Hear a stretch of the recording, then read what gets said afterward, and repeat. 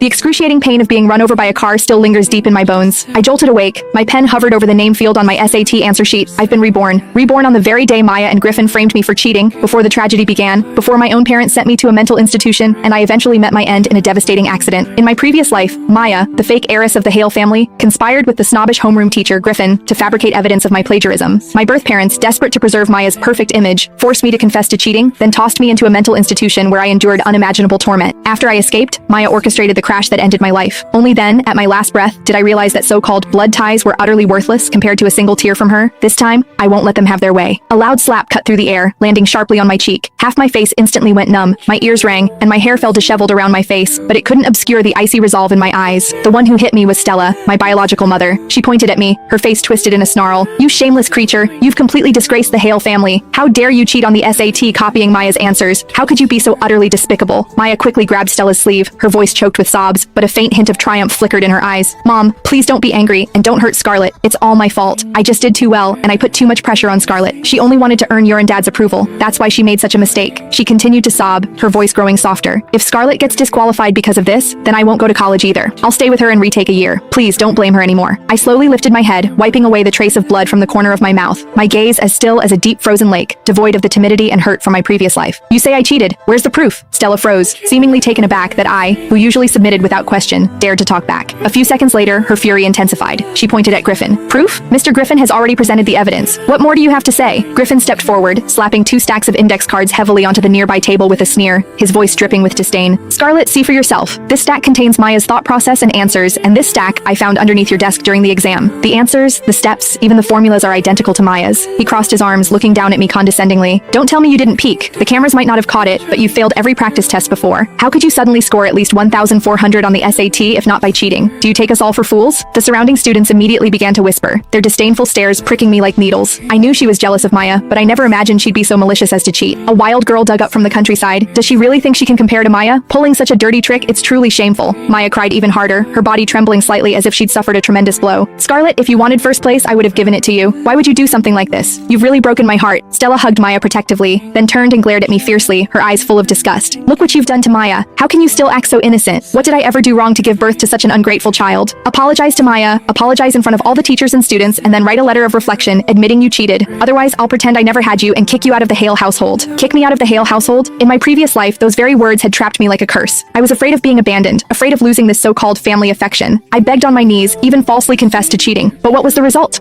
I looked at Stella's face, both familiar and strange, and couldn't help but let out a mocking laugh. "You can still laugh?" A stern voice, filled with anger, boomed as the office door was violently pushed open. My father, Julian Hale, CEO